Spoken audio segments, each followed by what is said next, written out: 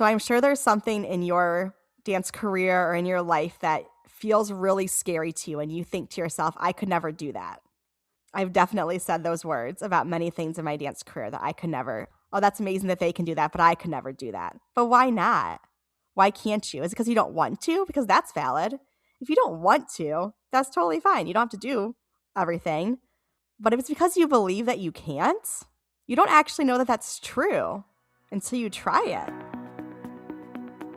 I'm Caitlin, a former professional ballerina turned dance educator and career mentor, and this is the Brainy Ballerina Podcast. I am here for the aspiring professional ballerina who wants to learn what it really takes to build a smart and sustainable career in the dance industry. I'm peeling back the curtain of the professional dance world with open and honest conversations about the realities of becoming a professional dancer. Come along to gain the knowledge and inspiration you need to succeed in a dance career on your terms. Hello and welcome to the Brainy Ballerina Podcast. Caitlin here today, and I can't believe that I'm saying this, but this is the 100th episode of the Brainy Ballerina Podcast. And I just did a little bit of research before hopping on here because I was curious how many podcasts make it to the 100th episode.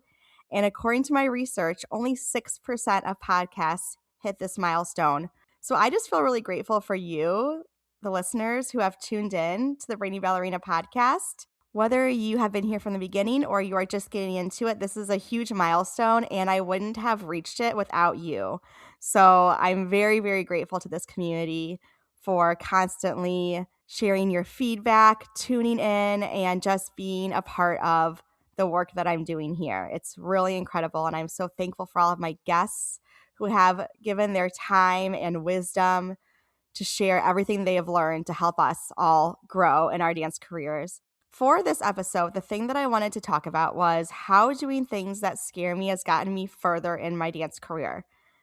There are so many things that I have done that felt terrifying at the time, and looking back, I'm so grateful that I took those leaps and just tried, because I wouldn't be sitting here right now doing what I'm doing if I hadn't done it. And this may be surprising since I have a podcast, but probably my greatest fear when I was younger, like in middle school, high school, was public speaking. I absolutely hated having to do any kind of public speaking, giving a report, even just being called on in class and having to speak in front of my peers was terrifying to me. I really hated it. And I was so comfortable on stage, and I really loved expressing myself through dance and through movement, and finding that outlet was huge for me because it opened up a way for me to share a part of myself that I hadn't been able to share through speaking.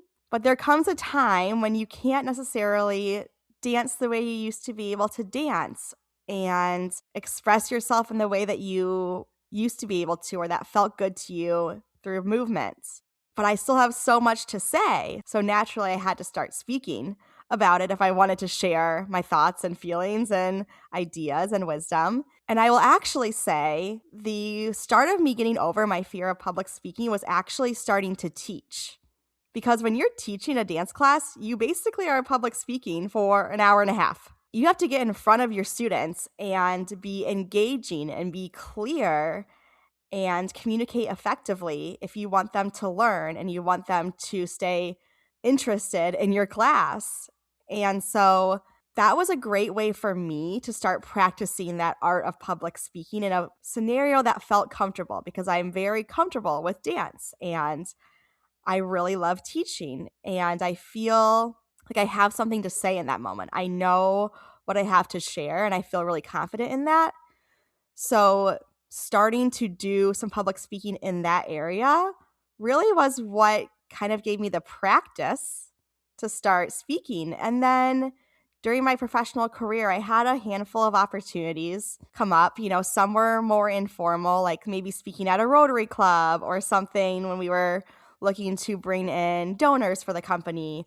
Or as school director, I ended up having a lot more speaking opportunities because maybe I'd be presenting the performance we were about to do, or doing an interview about our students or something like that. So I had a little bit more experience and I started feeling more comfortable with it. And every time I did it, it got a little bit easier.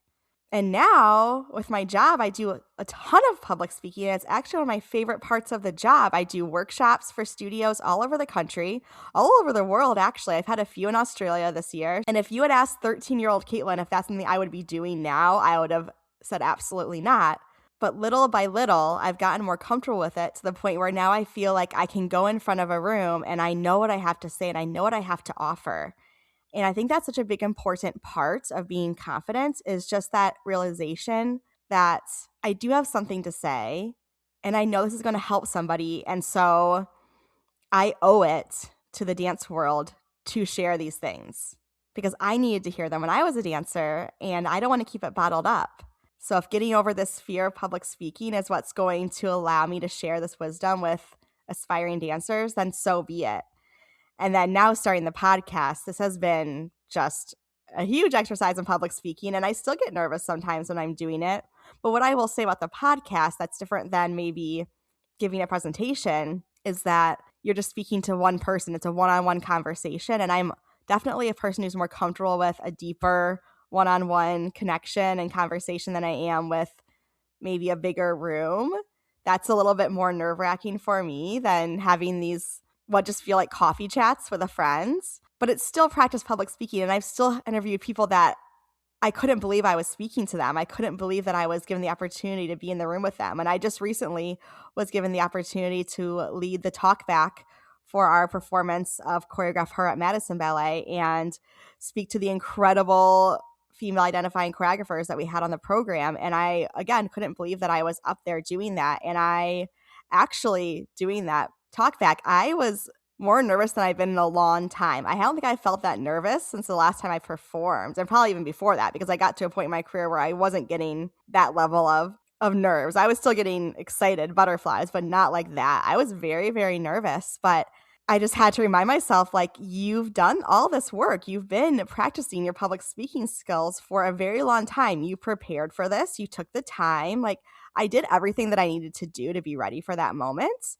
And so just trusting that you have the ability to do it. And I had to do a little self-coaching in that moment to remind myself that I am capable and I wouldn't have been asked to do it if there wasn't the belief that I was capable of doing it, right? So all that to say that I still get scared of public speaking. It still can be really unsettling and a bit of a whirlwind, but it's almost like when you perform, before you go on stage is the hardest. When you're in the wings, that's when you feel the most nervous.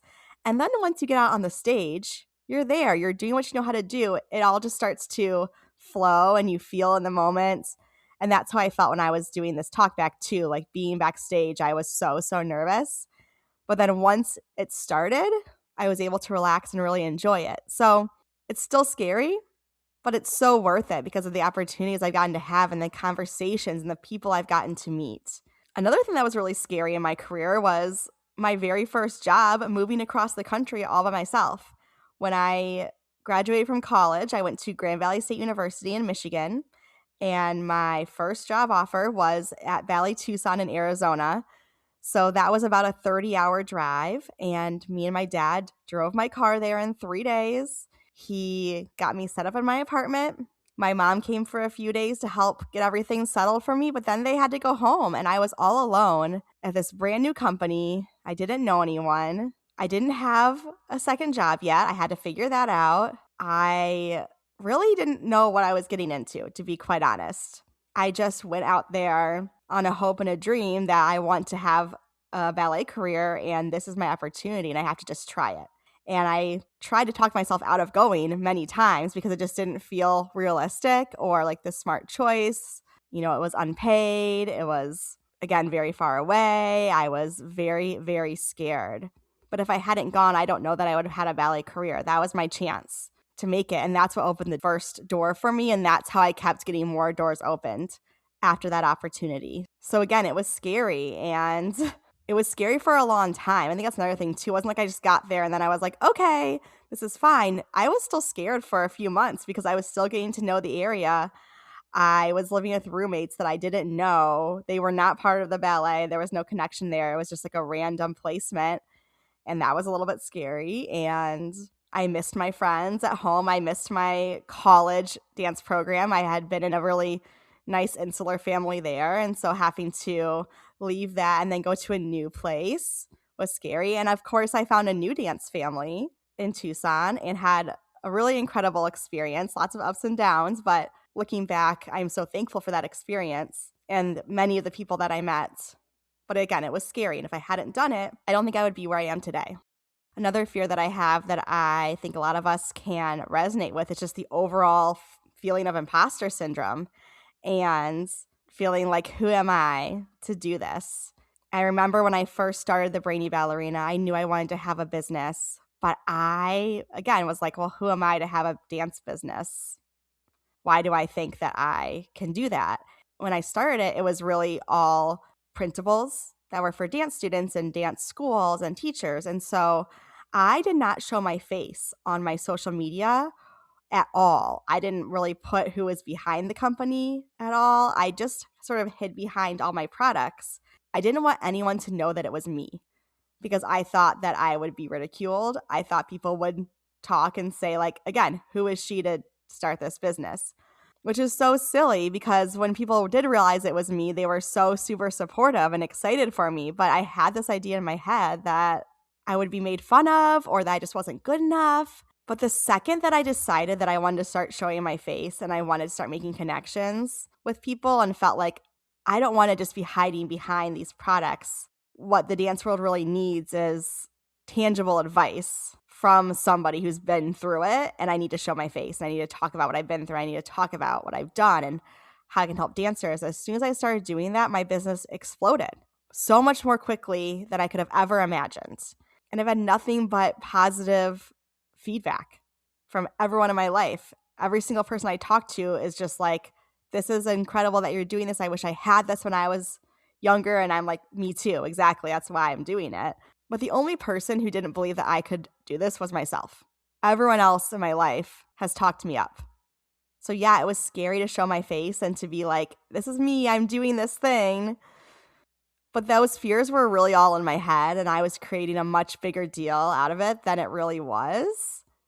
And so now I'm so glad I've made this pivot in my business. I can't imagine not being the face of it now. And when I say the face of it, I just mean like the person who gets to connect with you and who gets to share these things and share my wisdom, share other people's wisdom, meet new amazing people in the dance industry who are doing awesome things and share what they're doing and help grow this art form. I feel a very big sense of responsibility to help the art form of ballet thrive because I love it so, so much. And I've seen what it can do in the hands of people who are doing really good work.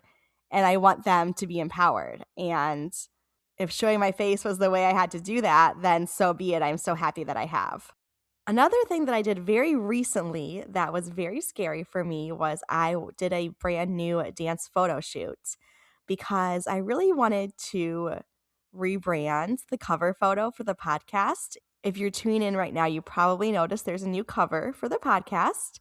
And I just felt like as a person, I have grown and changed so much in the 2 years since I did my last branding photo shoot. And when I looked at the cover photo for my podcast, it just didn't feel like me anymore. That Caitlin was so deep in postpartum with my second baby. I was barely functioning, I feel like, looking back now.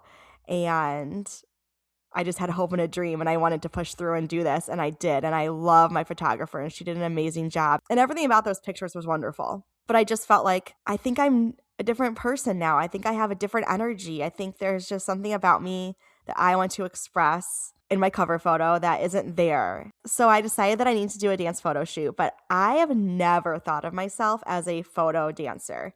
Even when I was dancing professionally, I hated photo shoot days. I was always like, I'm a mover. Like, I have movement quality, but if you want to take a picture of me, I didn't have crazy extension or any of the things that I think people look for when they look at a beautiful dance photo. And so I just didn't really think of myself as that kind of dancer. I really didn't want to get in front of the camera and dance after being retired for 8 years. But I also was like, this is a dance podcast, and that's the part of me that I'm feeling coming back. And so I felt like it needed to be a dance picture. And so I ended up working with a photographer named Lexia Frank. She's based here in Madison, and she is incredible. She does these quarterly sessions where it's like maybe a 30-minute time slot, maybe less. I can't remember, but it's a short time slot. It's a lower cost, but she chooses a theme. So you don't get to have as much creative control over your pictures, but honestly, that's nice for me because I feel like when it comes to a photo shoot, I have no vision. I'm just like, tell me what to do and I'll do it, but I can't come up with it on my own. And so I loved that there was already this theme for the photos, which is like a black and white, really classy theme, which I liked. And I went into it and I just said to her, I hate photo shoots. I never know what to do. I always feel awkward in front of the camera. And I feel like in the past, I would have felt weird admitting that because people think dancers should feel comfortable doing a dance photo shoot. And I would have been like, oh, I can't tell anyone that I don't like this. And now I'm in a place where I'm realizing how different all these skills are. Just because you can perform on stage doesn't mean that doing this other skill that you do once a year or twice a year as a dancer is natural or is easy for you. So I was just very frank and honest and told her, I am not comfortable with this. Can you please coach me through it? And she was like, I got you, and told me exactly what to do. She made me feel so beautiful, so comfortable. She was hyping me up the entire time, which I mean, that definitely helped me. The more someone tells you that you look good, the more you're going to start getting into it, right? But I think that's definitely a testament to a time where it does matter the environment that you're in and how much more safe you can feel going for it and doing the scary thing when you have someone hyping you up and you have someone in your corner telling you that you can do it. I always tell dancers I work with, that's one of the biggest parts of my job. Obviously, people come to me for the strategy, for the professional knowledge, for my mentorship, all those things, and that's super important. But there comes a point in the audition season, especially when I'm working with a dancer, where my biggest job is to be a cheerleader and to hype them up and make sure they know that they're amazing and that they should keep submitting to companies, because it gets to a point where you're like, I'm so over this. I've gotten so many rejections. I don't want to do it anymore. And at that point, being the hype woman kicks in, where I have to just be like, do you have any idea how amazing you are? Because every single dancer I work with is so incredible and they don't always know it or see it in themselves. But I see it. And I know that they're not doomed just because they didn't get a contract yet, but that can be hard to see on your end. And that's why I felt like in this photo shoot was like, this person thinks that I'm amazing and beautiful and a great dancer. Even if I don't feel like that right now, she believes in me. And then it starts to penetrate you and you start to feel more confidence. So I ended up being completely thrilled with how the pictures turned out. With this particular package, I think you got 2 images from the shoot. And I ended up buying all the images she sent me, which was like 80, because I just was like, I can't choose. These are all amazing. So definitely keep an eye out for this new cover. If you're like me and you're a visual person who is always just, when you're looking for your podcast you want to listen to, you're looking for a specific cover that you're familiar with.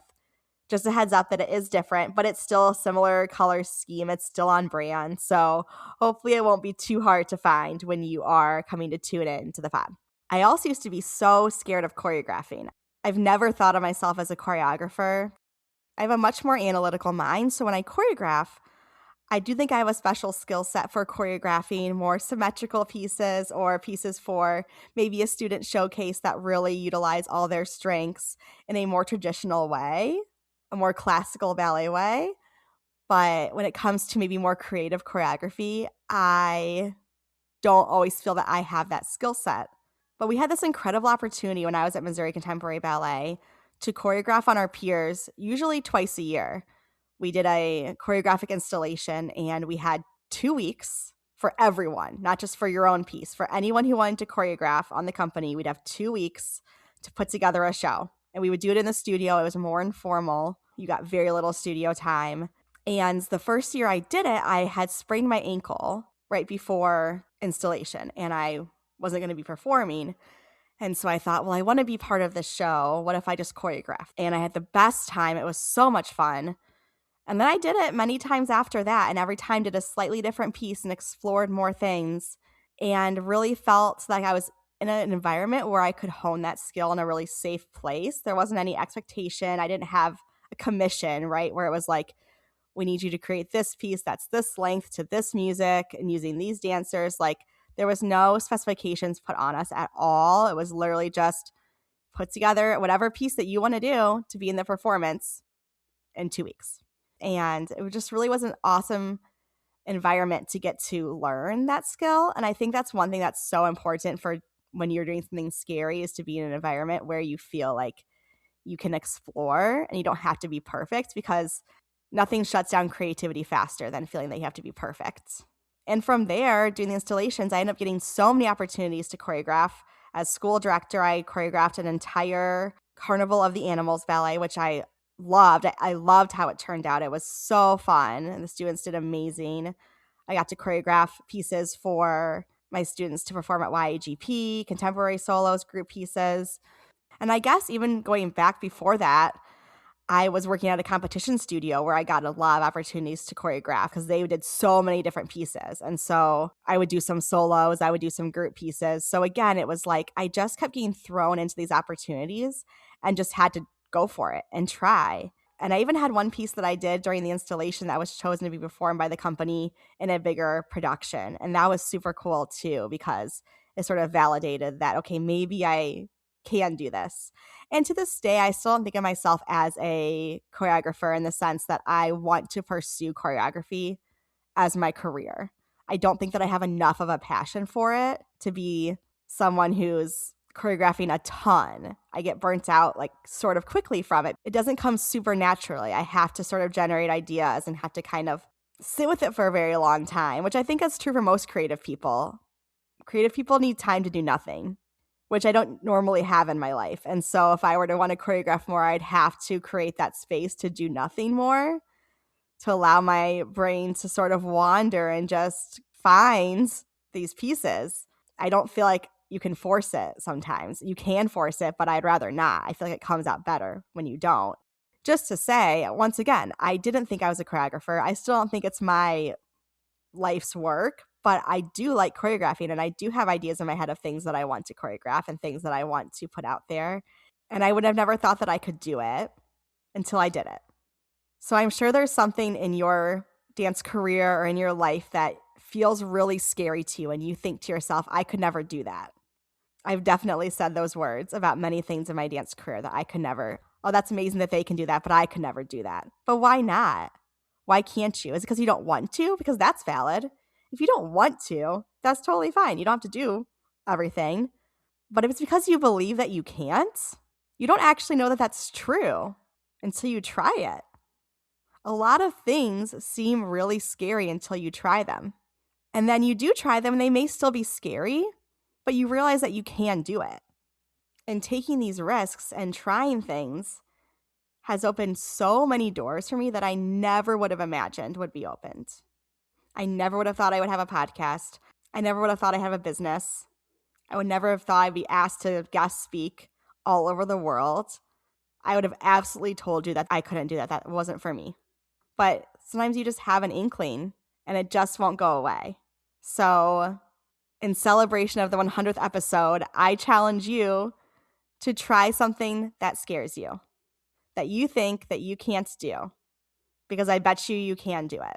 But you won't know until you try. And even if you fail spectacularly, you've learned something about yourself. You've learned how to do better the next time. You've learned what kind of an environment you thrive in, which kind of environment you don't thrive in. You've learned where your passions are, where you want to focus your attention. You're gathering all this information. And I think it's easier when it's something outside of our career maybe to try. Like if I were to go try a pickleball class, I'd be like, well, whatever.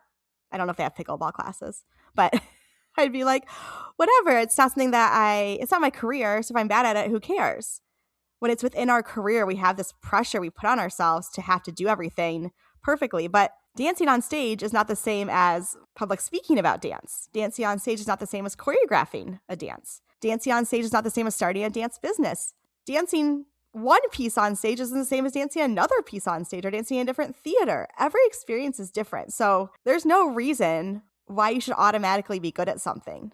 And if you think you need to automatically be good at something in order to do it, you're not going to do very much in your life. Because I promise you, if you knew me in high school, you would be shocked to know that I do public speaking now. Not only was I very scared, I was very, very bad.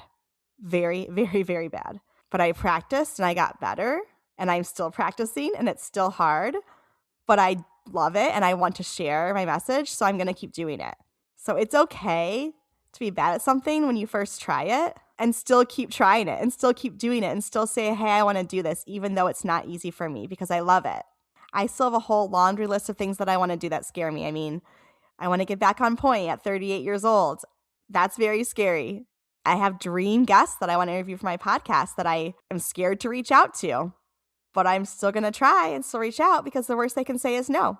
And so far, most people I've asked have not only said yes, but been super excited for the opportunity to be on the podcast, which still shocks me to this day that they want to be on my podcast. But going back to the imposter syndrome, it's like I have to realize that I have created something here that people want to be a part of, and that's so cool. So thank you for being a part of this. Thank you for being here for 100 episodes. It has meant so much to me to get to share this part of my life and my passion with you. And I am just so excited for the next 100 episodes. Thank you for tuning in to the Brainy Ballerina Podcast. If you found this episode insightful, entertaining, or maybe a bit of both, I would so appreciate you taking a moment to leave a rating and hit subscribe. By subscribing, you'll never miss an episode, and you'll join our community of dancers passionate about building a smart and sustainable career in the dance industry. Plus, your ratings help others discover the show too. I'll be back with a new episode next week. In the meantime, be sure to follow along on Instagram at the Brainy Ballerina for your daily dose of dance career guidance.